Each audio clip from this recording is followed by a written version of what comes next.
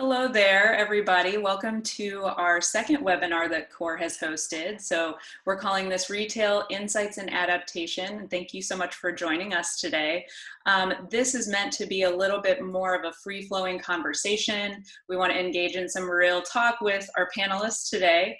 Arielle Weinberg, the founder of Arielle Shoshana, is with us. You can see her up there, hopefully on your screen. And Ken Sandy, the managing partner of Dryy Garment Care, is also joining us, both really lovely former clients, of course. So we're very pleased to have the opportunity to work with them. So I'll let them introduce themselves a little bit further in a minute, but just wanted to dive into some housekeeping items for the webinar, just to make sure everybody knows how to orient their screens and so forth. So you will notice, I think you could switch, there might be a little button in your right-hand corner where you can switch to speaker views and things like that. So our faces will appear differently on your screen. We won't always be sharing a PDF. Later on, when we're having more conversation, we'll open it up so you can just kind of see our faces. And then at the bottom, if you hover over your toolbar, you should see a little Q&A icon. And that's how we're going to ask you to communicate with us throughout the webinar. So we have our wonderful marketing director, Christina Schlecht, who is kind of managing and hosting behind the scenes for us. So if you are having any technical issues, please feel free to type that into the Q&A toolbar, and she will try to assist you with any of those issues as we go along. We are going to play a little game at the end that I'll get to in a minute, but throughout the webinar, as some point of conversation comes up and you find that it really resonates with your experience or is completely contrary, or you have other feedback and questions that you want to ask the panelists or myself, feel free to type those into the Q&A toolbar at any time. We're going to collect all of those, and then at the end we'll save about 10 minutes for some questions and answer sessions, so hopefully we'll be able to get to all of those. And then, because our two panelists are such experts in their field, Arielle Shoshana, her store, she really focuses on fragrance, and she is an expert. So we're going to try and stump Arielle. So we've asked at the end, you can also type into your Q&A toolbar, think of the wildest scent you could possibly imagine. And I'm just going to say it could be something like Elmer's glue, something totally off the wall and totally weird. And she will find and suggest a fragrance for you. And then Ken has got a little tip and trick up his sleeve that he's going to offer to us about something that we all may be dealing with in quarantine related to cleaning our garments and homes. So without further ado, we'll just go ahead and get into more of the introductory information about our panelists. So first we have Arielle Weinberg. So Arielle, why don't you go ahead and tell us a little bit more about why you started Arielle Shoshana, what the inspiration was, where your location is, and all the good stuff. Absolutely, Allison, and thank you so much for having us here.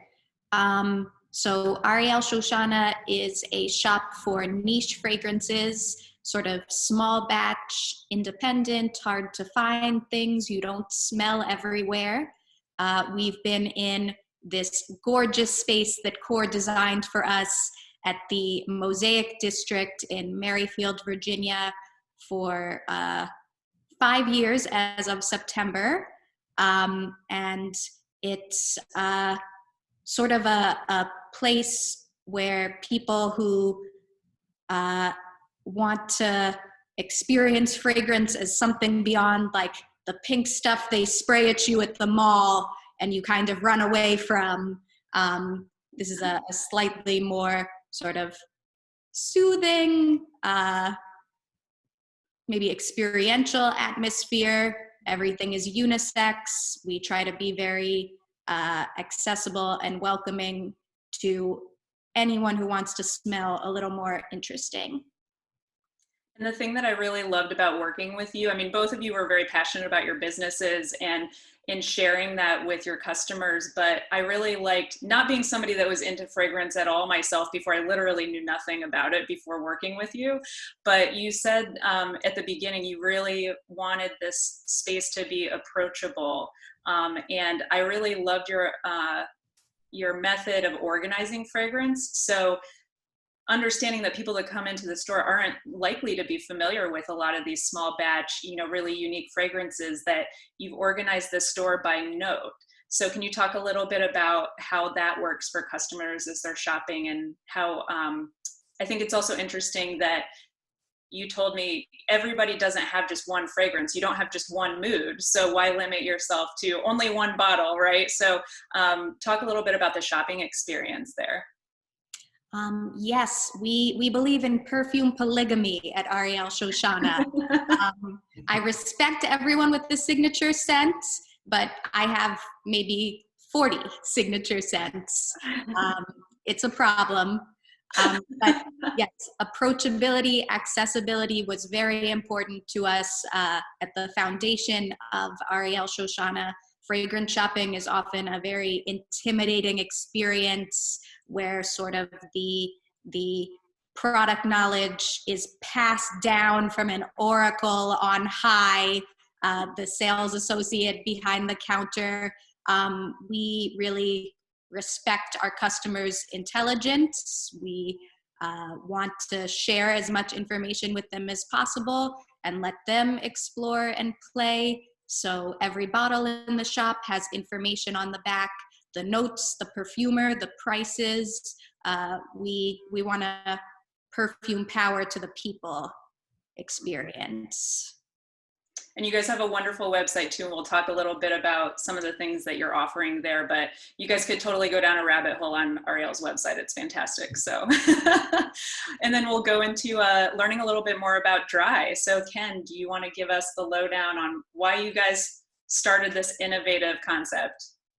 Yeah, it's a very interesting journey. We've been a traditional valet solution provider for, we're in our 18th year, and evolving from a valet pickup and delivery solution into technology with laundry lockers.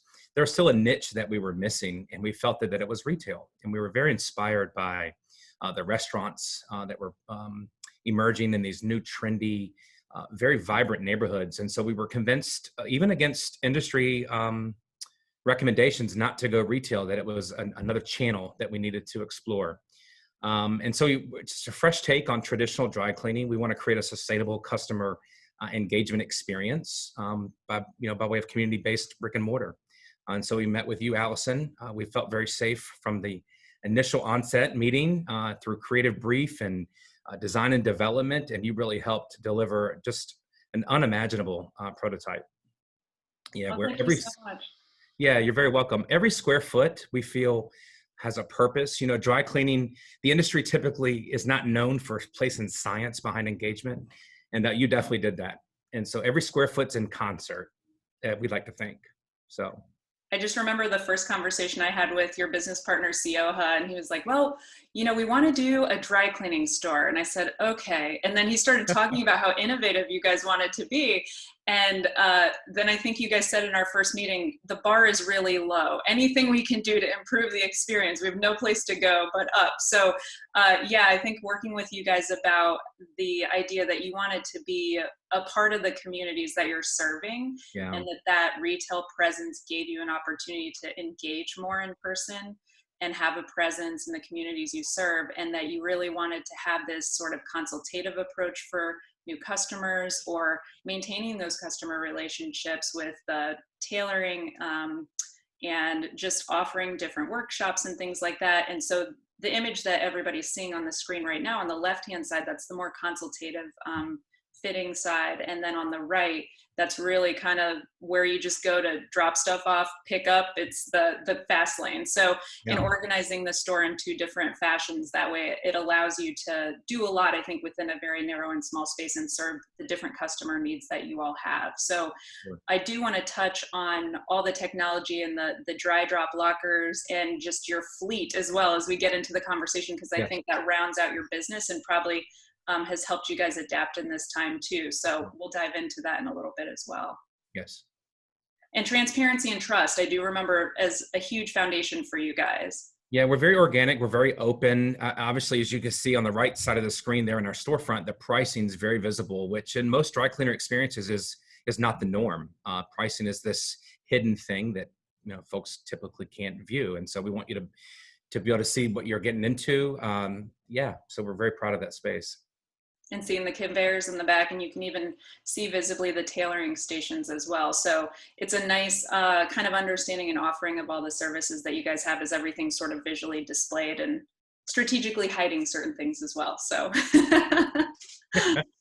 but yeah, so we'll go ahead and move on. I'll give a little brief intro about CORE. I think most everybody that's on the call might be familiar with us already, but I'm Allison Cooke, so I'm the Principal and Director of Hospitality Design.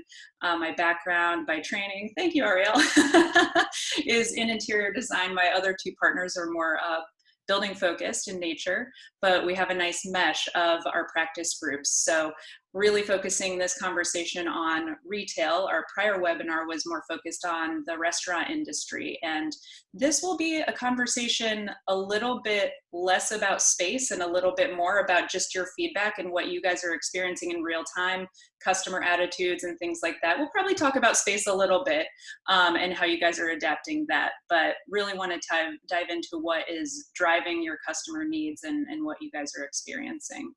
Mm-hmm. So we'll just get the conversation started here. So we talked a little bit about the different goods and services that you guys had offered prior to the whole COVID situation. And you both have beautiful brands and beautiful high functioning websites that are very easy to navigate. So I think from that perspective, it seems like you were set up very well. But can you guys talk a little bit about what effects you felt really immediately and how soon those effects were felt? Ken, do you want to go ahead and start on that? So March 15th, I'll never forget that day. It's kind of when businesses really started implementing the stay-at-home orders, and we service a large commercial base business footprint here. And so as folks were staying at home, we went from 100% to almost 20% overnight. So it was no ramp down. It was immediate. And we had to really evolve and adapt in those moments and figure out what to do. So, yeah. And that was in-store as well as the locker usage? It was all of it because, you know, as much as this is a legislation town, dry cleaning in this climate is a luxury. People aren't spending money. People aren't picking their clothes up.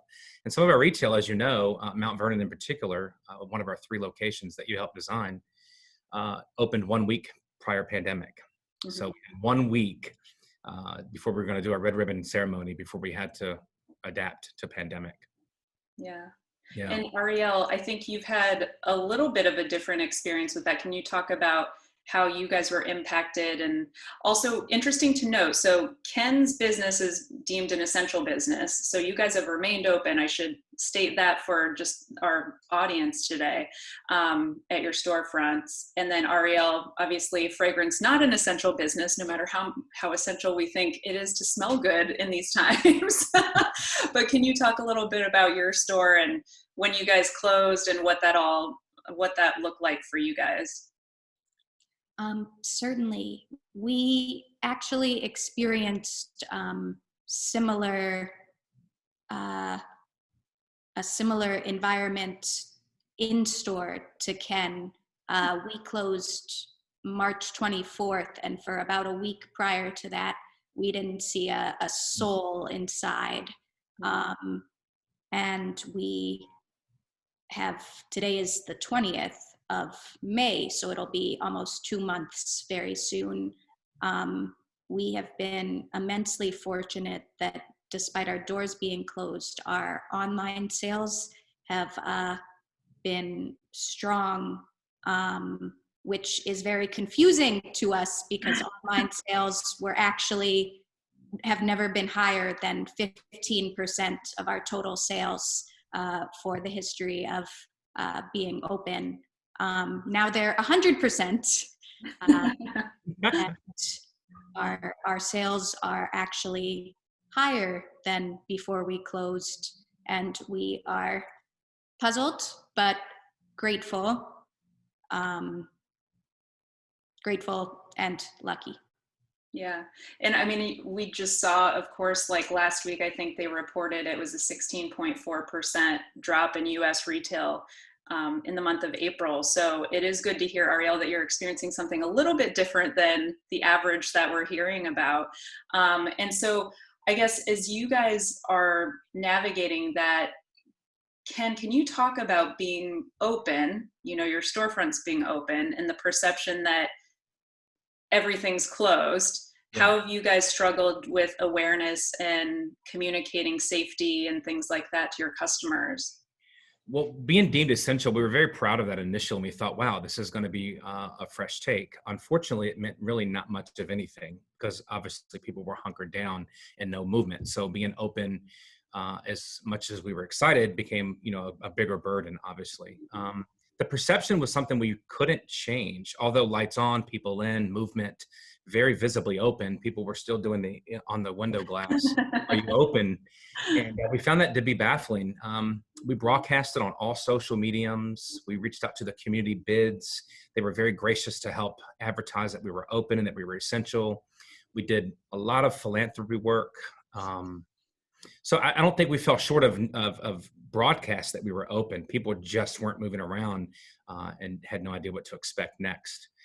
Attitudes of people, in DC, Allison, we see all political spectrums, all social, where people fall socially, and we've seen it all. We've seen folks that really think it's conspiracy and this is just overhyped, to absolute, the expectation is to have safety measures in place, and the attitudes vary. So the one thing we knew, we had to be consistent. We had to be consistent in our approach. We had to appreciate and respect folks and meet them where they were. And we have all of those things in place, whether it's wearing masks and hand sanitizing, wiping down stations after every transaction, door handles, et cetera, promoting social distancing in our store. We are starting to see a little uptick. Things are loosening a little bit, and from week to week, we're seeing more sales. So that's a good thing. But yeah. Oh, sorry, Ken. Go ahead and finish what you were going to say. Okay. Go ahead. I'm just curious about the locker business.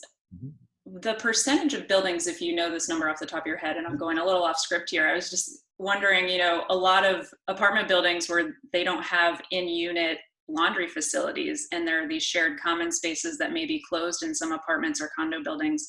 Do you guys have lockers in those types of apartment or condo buildings? And did you see people engaging with that service a little bit more?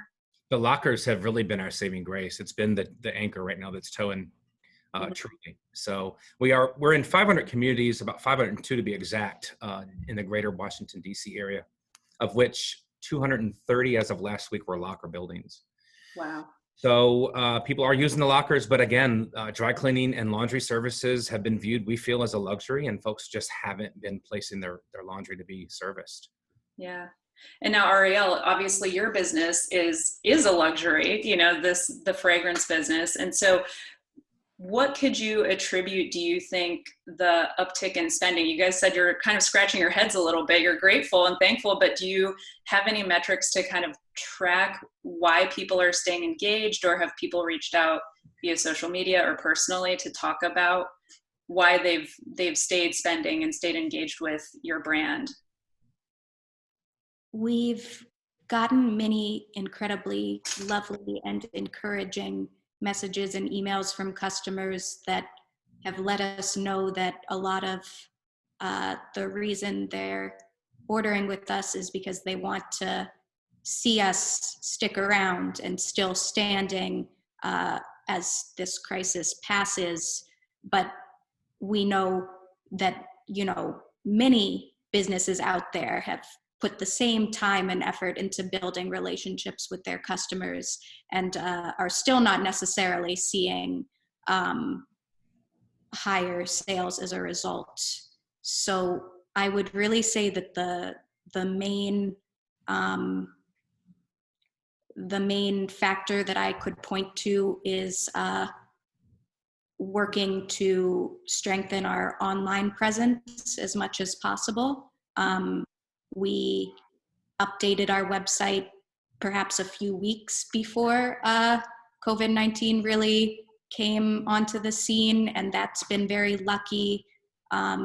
We're making sure, every product has a product description that's optimized for search engine optimization. We're making sure that all of our products are integrated with Google Shopping, so that when someone Googles their favorite fragrance, Arielle Shoshana pops up at the top. And so any retailer who's sort of wondering, what can I do to stay in the game right now, I would really encourage just look at every avenue of putting yourself in the online space, because that is where sales are going to happen for the foreseeable future. I wish I had greater expertise on what retailers that mostly do services should do, but I think that's why Ken is here. That's great insight. I think that's a good segue into talking a little bit about what you guys are doing digitally with your businesses now that you used to do in person and those points of engagement. I think one of the great things about working with both of your brands is that there is a real experiential and even educational kind of twist to them. So I think, Arielle, do you want to talk a little bit about kind of the samplings that you guys are doing with your team on your website? And again, it's like a total rabbit hole of videos. I recommend everybody go like down and watch them. They're really fascinating. But do you want to give us a little insight into what you guys were engaged in before COVID, I guess, on your website, and then what additional things you guys have added on? Yes, so fragrance in particular is very much, it's hard to imagine a product that's more difficult to translate into online. I can tell you this smells sweet, and what does that mean to you? My sweet could be a million miles away from your sweet. So as you mentioned, Allison, we've introduced custom sample sets where customers can choose 3 fragrances we carry, and we'll send them a little sample pack for $5. That's been very successful. I think right now our conversion rate on those sample sets, customers who go on to buy a full bottle is around 47%, which, I consider unbelievable. Yeah. And we've also started doing Instagram live sort of sniff throughs of fragrances we carry, interviews with our different brand founders. As y'all may be able to tell from this session, I'm not the most camera natural. So I think you're doing great, Arielle. This is like high school a cappella stage fright all over again. I hope people are enjoying them because I hate doing them. I loved watching one of the sniff throughs that you did with one of your other team members. And just as an example, I think it's really interesting, like you said, how you're trying to describe I'm obsessed with the Bon Appetit test kitchen videos too, and to hear them describe what they're tasting when they're cooking from their apartments, in Brooklyn or wherever they are, you're like, oh my gosh, they're so descriptive in the way that they're describing what they're tasting. And I feel like you're very descriptive in finding the right words to describe a scent or a fragrance. So I'm going to test you right now. So describe to everybody the fragrance that you're wearing today. Like, what does it smell like? Oh, I'm wearing a Chanel Missia. It's a beautiful sort of delicate, tender violet. It always makes me feel very ladylike and polished, which is what I was hoping to project today. And I love that, because you are like, what do you need this fragrance for? Do you have a meeting where you need to feel powerful? And so I think you assign a persona to different fragrances that really helps people relate to that.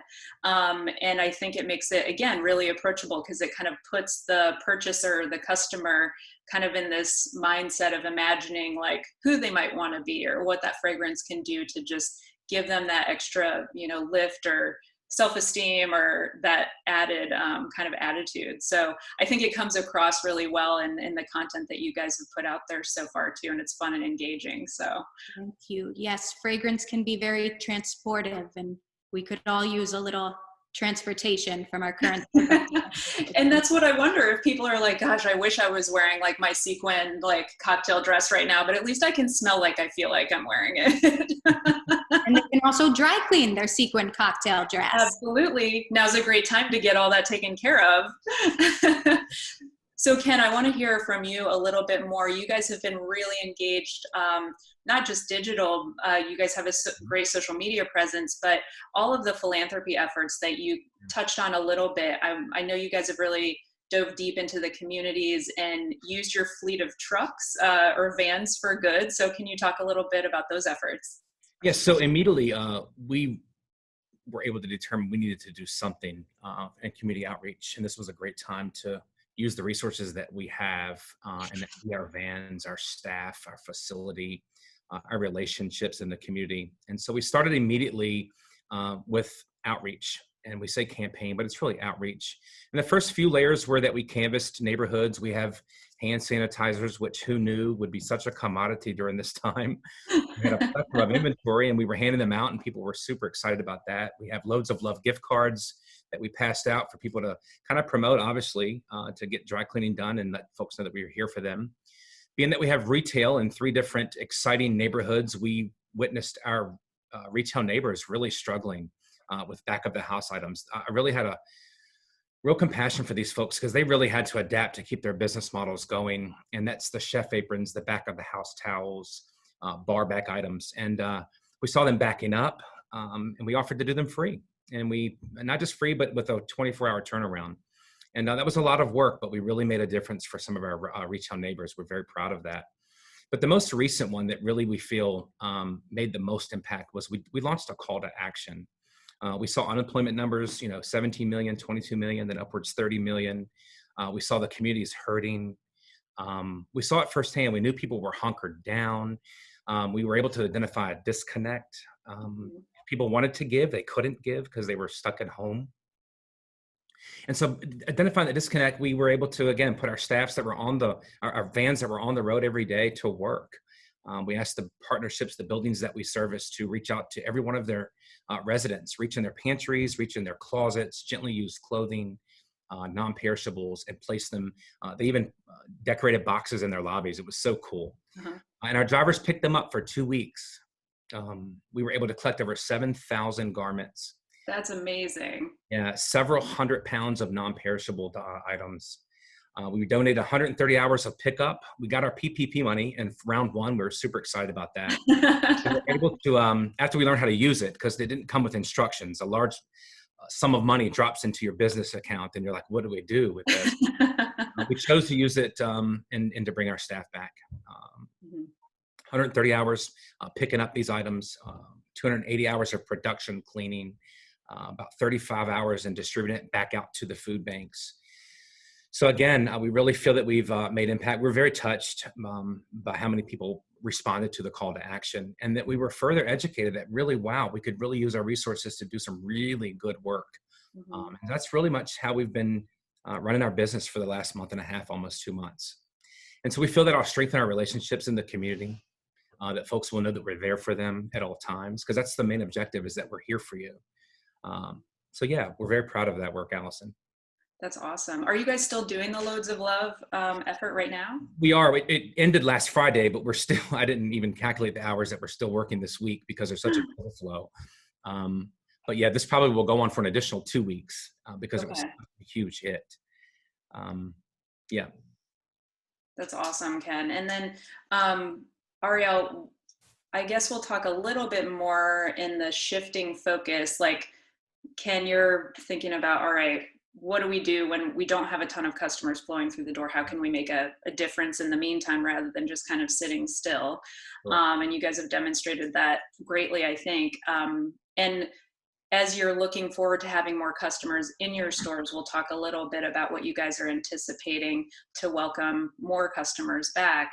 And Arielle, I know that you were focused on reopening your front door on the 29th. Coming up. And so I'm curious to hear from you what you've got kind of on your mind as you ramp up to that, and the challenges of that being a fragrance boutique. And as you mentioned to me before, the olfactory, inherent olfactory considerations there. And I'd also like to hear a little bit from you too about how you engaged with customers on social, because I know you kind of put out a little bit of a message saying, please, like, tell us what you'd like to see when we reopen. So can you talk about all of those considerations that are floating through your mind as you get ready to open your doors, and what you guys have put in place? Absolutely, yes.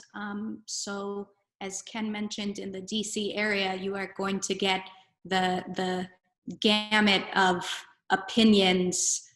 There isn't going to be group consensus on what the best safety measures are. So we're going to try all of them. And we did post to social media with an initial list of about, I think, 7 ideas for safety measures that we plan to implement upon reopening. The 29th is the tentative date that Northern Virginia counties like Fairfax have set as the beginning of reopening for non-essential businesses. So those included providing gloves to all customers, sanitizing bottles between customers. Trying a fragrance is sort of a inhalation process. So it's a respiratory process. So that's something we need to keep in mind. So we put all that out there, and what we got back was, please ask people to wear masks. We will feel safer if you do. So I'm very glad that we asked our customers what they wanted to see. I was thinking, how are people going to smell things with the mask? And now I think we'll just stick the strip down the front of the mask. You know, other people have ideas that can be valuable. We've all got to listen as much as possible and respond with whatever's in our power to do. Yeah, so when someone comes into your store, you guys typically, you have the disposable strips that someone would take a bottle and spray that fragrance on the strip to smell it that way, or else they would or spray it on their own skin, right? So the fragrance strip thing is an interesting idea, and those are automatically disposable anyway. So you guys are going to have extra little trash stations for those and things. Precisely. We've got little waste baskets. We've got gloves and masks by the door. We are at this point planning to still allow our customers to handle things. Other national retailers are actually going further. Saks Fifth Avenue has announced that only sales associates will be handling testers. Ulta has announced no one will be handling testers, not sales associates, not customers. They are display only until further notice. And I really applaud that commitment to customer safety and staff safety. I don't know quite how it will work, but I'm sure we'll all figure it out. In your store being smaller, you know, than say like a big box like Ulta, you have a much more limited number of people that will be roaming around through your stores to kind of monitor and keep safe. So how have you limited the number of customers that can come in and the number of staff members that you're going to have working there? Yes, we're still hearing at this time that gatherings of 10 or under are safest. So we're thinking 10 people, including staff. And, you know, I think that just because the county or state says, okay, guys, we're reopening, doesn't mean we're all going to feel super safe just sauntering into our favorite retailers. So, you know, I don't really anticipate anyone being too heartbroken about, oh, only 10 people allowed inside and what. Are you going to institute anything like if someone wants to order and do a curbside pickup, or any limited hours for personal shopping, things like that? Yes, thank you for reminding me. We are indeed planning to do both curbside pickup and hours before or after the shop is open for anyone who would feel safest shopping in an empty place. We're lucky enough to be able to do that at this time. Possibly not forever, but it's very much one day at a time moment, I think. I think that's true of everybody. Yeah. Ken, do you want to talk about what you guys have done in your physical retail stores to make them as safe as possible now, and then what you're thinking about as the volume moves up? Yeah. So as you know, we're high transactional business. We don't share the same problem of people hoarding or 10 or more. That's a good problem to have. But people will be in and out typically in our stores. So we're doing everything that the industry recommends. Our employees will wear masks at all times. We will clean and disinfect workstations, door handles, all the common areas. We'll make sure that our staff has access to soap and water so they can wash their hands, hand sanitizer, disinfectant wipes, etc. We'll instruct employees if they feel sick, obviously don't come to work, notify us, etc. And then to implement social distancing. So stand firm if you see folks gathering in our store, maybe waiting in line, that we definitely promote social distancing. We want to inject comfort. We want people to know that we have done everything in our power to make our space safe. And that's what we will work very hard to convey. Yeah. And talk a little bit about the unintended happy consequences of your space and kind of the glass screen and how that's been working for you. Yeah. So oddly enough, who knew that this amazing engagement that you helped us design would speak to social distance safety measures? And back to what I said originally about the industry not being driven by scientific backup for engagement space. So our point of sale, it's a very intimate setting. It's swiveled so that our retail associate kind of meets the customer in a very intimate engagement. It's everything's visual. You can see the point of sale. There's no hidden screens. There's no counter block where it's authoritative experience. Our engagement space where you can do consultations, you can kind of talk about alterations, down to our marking station. And let me define what marking station is. It's kind of where the integrity of the garment is looked at. We look for buttons, we look for tears, belt loops, hems that are falling out. All that used to go on the one desk, the one station in dry cleaners. Now we have 3 separate stations. So folks can actually come in, drop their laundry off at our point of sale. We've got a glass that's part of our brand that actually serves as a barrier, if you will. And our staff can remain behind that and then come get the clothes as the customer leaves the store. And do the check-in at the mark-in station. So we have 3 separate stations that now offer social distancing that we had no idea would have such a value. And it's transparent, so you can actually still have that experience where you're dropping your clothes off. Correct. And you can see someone intaking them, but they're literally safe behind a glass screen. So right. We also have express pickup now where you can order, like you order your latte before you go to Starbucks and pick it up. Mm-hmm. You can do that with your dry cleaning. And so we've got I guess rods established on the floor. It's like a slick rail where you can text before you come, 15 minutes before you arrive, and your dry cleaning can be waiting for you. So you don't even have to engage at all. That's great. That's great. And then Arielle, well, I'm very curious. We'll do a follow-up after you do open your doors and see how people are behaving in your space. I think one of the nice things about the way that we design that together with you is that rather than cramming like the product right up front in your space, you wanted to set the tone with a nice lounge grouping, which you're actually sitting in right now. Beautiful sofa, custom sofa, and a coffee table. So it looks like a small living room when you first walk in. So I can imagine that that'll have a nice kind of open feel so people don't feel so compressed when they first walk into your store and feel like they can safely distance and sort of circulate around the store, around that central island that you have and still feel distanced enough from one another. You've given us this fabulous, airy, spacious front area. Our manager, her husband is actually, he has lung issues. So it's, we would not be prepared to reopen until we've made the shop a space that she feels safe coming into work every day and returning home to him. Allison, I am curious if I can play Allison for a moment. Will anything about the way you design spaces change as a result of this crisis? I think what we're learning is that the space is going to be driven a lot by the digital offering that people have, the functionality they have on mobile,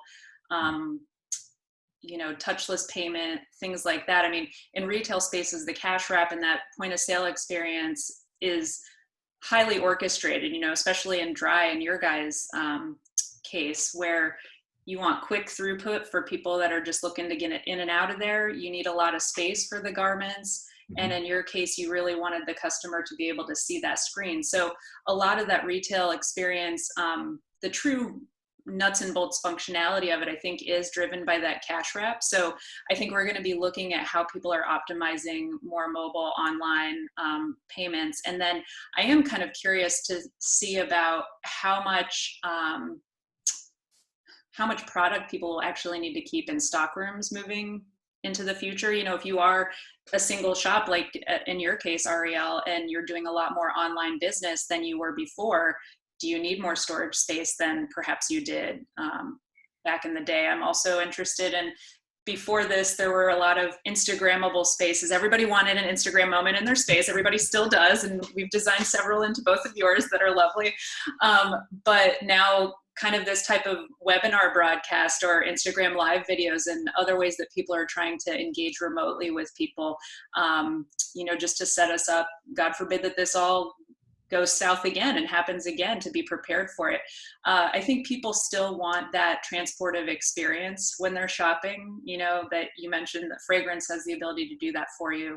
And I think that that's not going to change. So we still need to be mindful that you're trying to represent a brand for someone and transport people to that experience and what buying that product or having that service, how it makes you feel and what it's adding, the value it's adding to your life. So I don't think that will ever go away, but I think the digital is going to have a really strong impact on spaces moving forward too. But thank you. That's a great question. So let's see. I want to talk a little bit about, as you guys are, Arielle, moving forward to reopening, are you guys pushing out, continuing on social to share what measures you're taking? Is that your method of communicating to people? Because I think the measures you're taking are just as important as telling your customers to give them confidence to come back. Yes, social, emails. I think before we reopen, we'll probably shoot a hopefully cute little video on how to sniff safely, about what the process of shopping in store at Arielle Shoshana is going to look like. And I have a lot of respect for the retailers and institutions out there I see doing the same. I think transparency, as Ken has mentioned, is a crucial element to retail in the future. We saw this a lot, I think, especially when the pandemic first began, of retailers would be putting out messaging saying, we really need your help, we need your support, please keep us in mind. And then behind closed doors, they'd like let go their entire staff. Oh, yeah. You know, people want to know who they're supporting right now. They'll remember, I think. Yeah. Yeah. And Ken, you guys as well, I know you have a strong social media presence. Are you continually kind of giving those messages of safety? Absolutely. We just want to add value. And if that translates to sales, then great. But right now it's all about adding value for sure. And are you guys finding that the way the customer attitudes are shifting, or different services or different methods of reaching your customers, or Arielle, different ways of selling product? Can you guys give us a little bit of insight on whether or not you think that's going to shift your business model moving forward, or any learnings that you're thinking, oh, we're going to incorporate this type of activity moving ahead based on the learnings that you've had throughout this process? It's already shifted it quite dramatically. When we first closed, we reached out to all of the brands we carried and said, will you be able to drop ship, to ship products directly to our customers rather than send them to us and we send them to the customers? And with only 2 exceptions, they all said yes. And additionally, many of them said, products that you don't already carry in store, feel free to put those on your website too, since, you know, we're drop shipping them anyway. So we've actually expanded our selection, which can only be a good thing for customers. So we're now offering more. And as you pointed out, Allison, we don't necessarily need to stock those things. So greater selection without necessarily increased inventory costs to us as the retailer has been very exciting.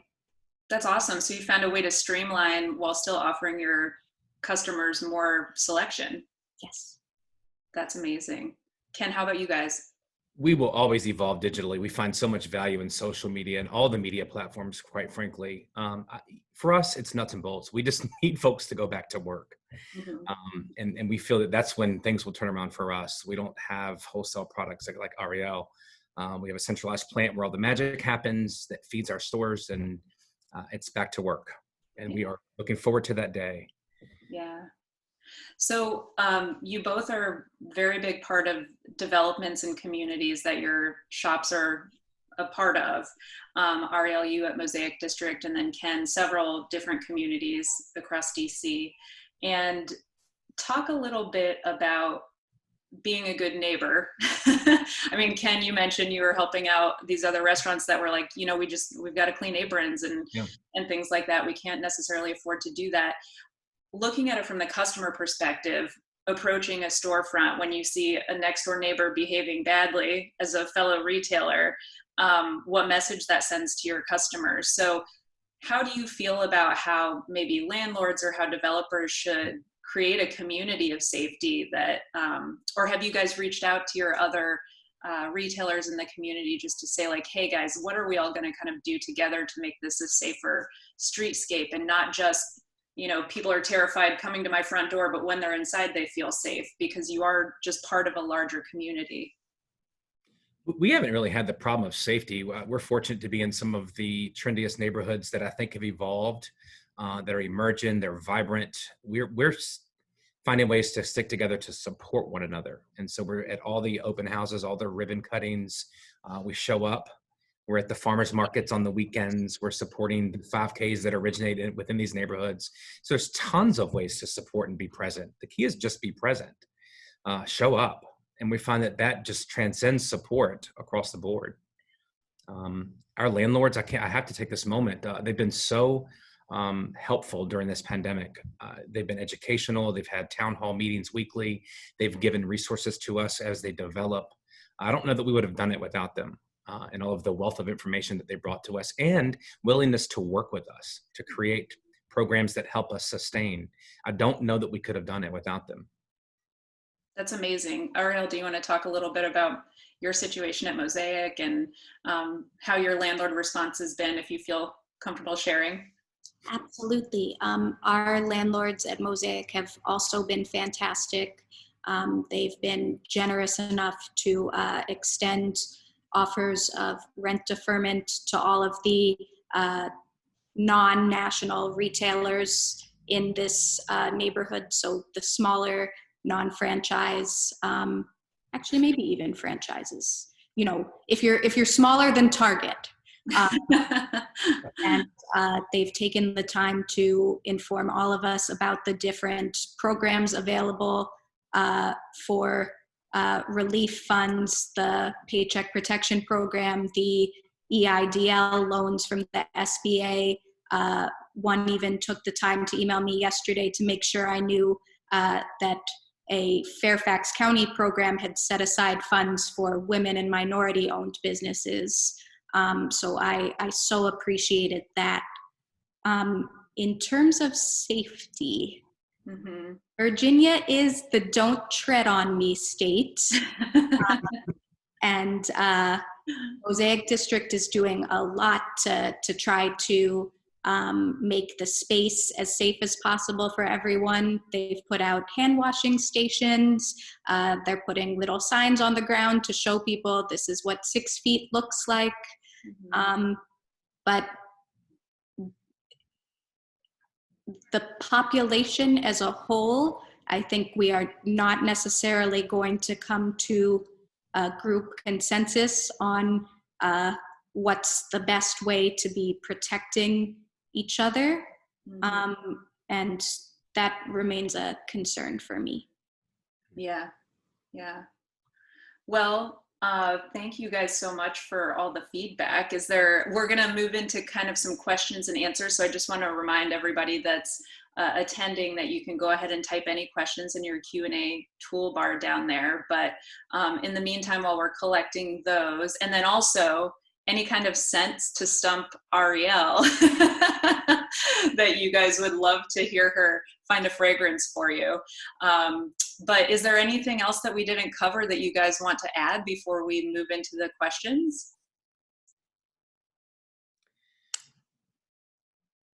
Ken, did you? No. Wait, you take it. Sure. Go ahead. Retailers, please work on your websites. There are so many wonderful small businesses that I want to support right now, and I go to their website and I can't figure out how to order from them. We've got the time right now to find a web specialist who's probably just been laid off from their job anyway. Let's get those websites navigable. For us, we built this, we entered this for the long haul. So we're definitely remaining optimistic and that we will get through this. Let's continue to support one another because we're in it together for sure.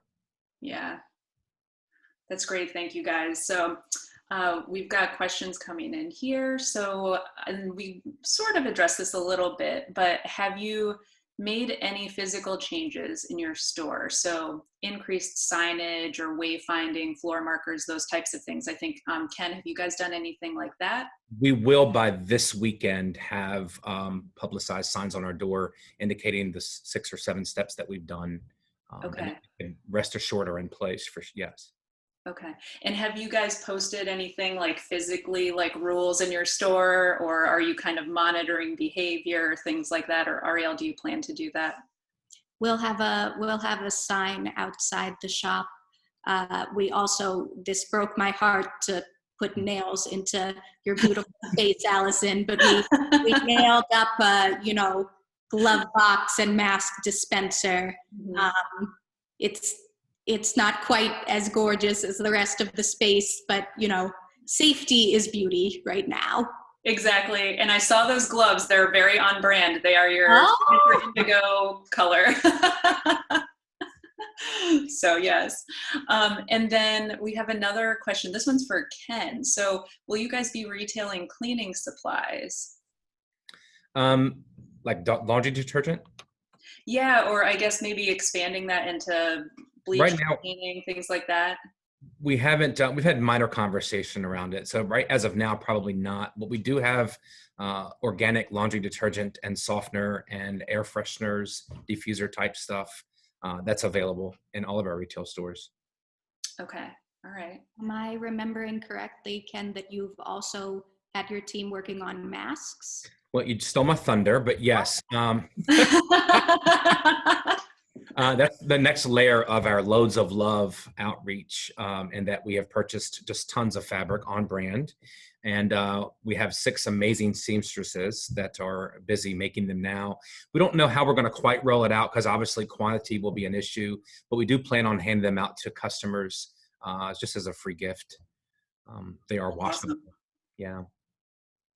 We've got another question for Ken. So an attendee is saying, it's that time of year that people take all their winter clothes to the cleaners for the season, sort of the spring cleaning of the winter clothes.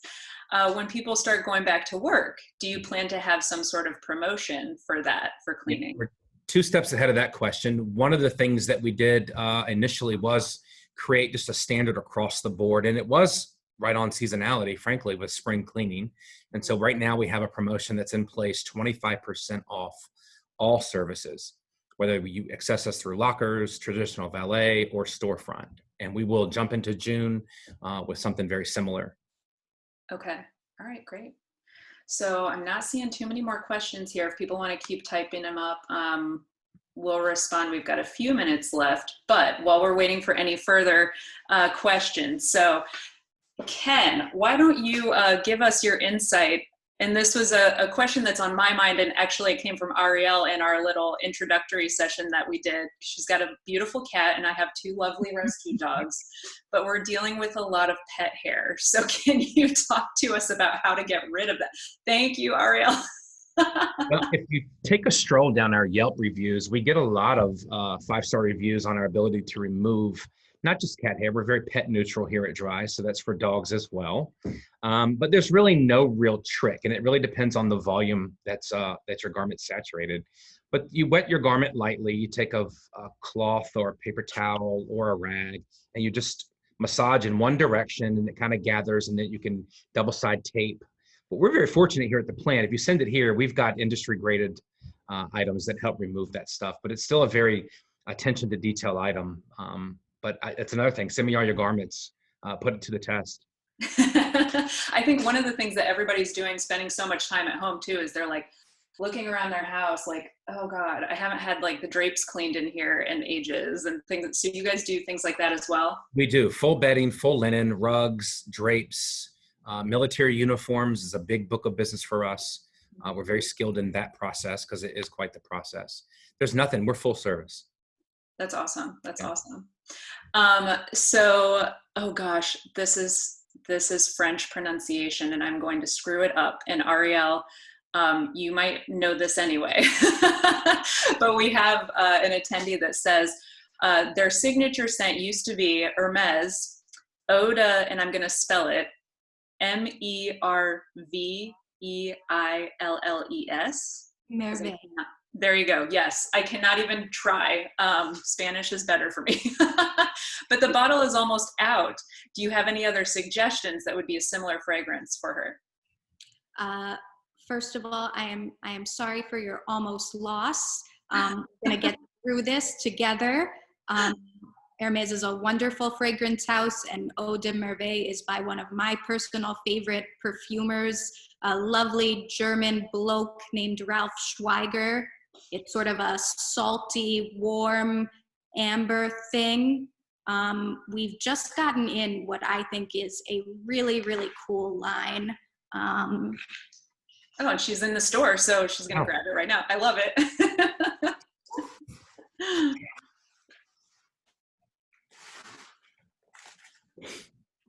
Okay, so these are fresh out of the box from France. That is my shout out. The heroes of this pandemic are USPS and UPS to me. We would not be able to get any of the sales we're making to our customer without them. So we've got this line, Ormailly, which is the loveliest packaging I've ever seen. This is hand-carved wood. And you've got sort of a quirky, fun one here with papier carbone. I also took Spanish in high school, so apologies for pronunciation. You've got a lot of great warmth here. There's cardamom, there's coffee, a little star anise. I think it's quirky in a very attractive and wearable way. I'm gonna spray some. That's amazing. Okay, and then thank you so much. And she says, yes, the salty, warm amber, that's exactly the fragrance. So it's good to hear that she's got a backup plan and can order that on your website, correct?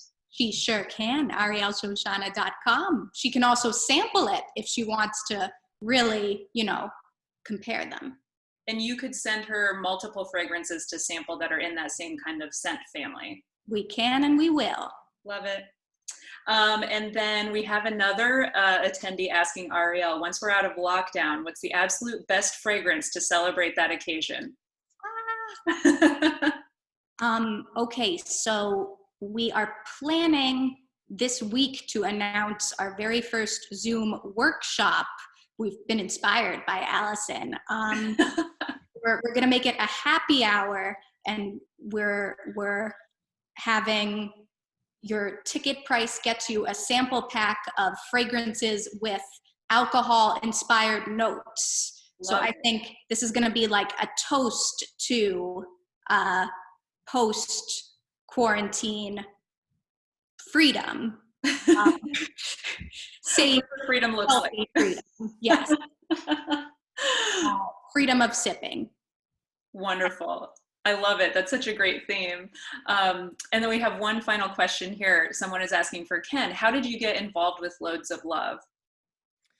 We actually have an amazing design team, Polygraph Creative, and they actually branded us with one of our hashtags, Loads of Love. So it was prior pandemic. We were already doing it.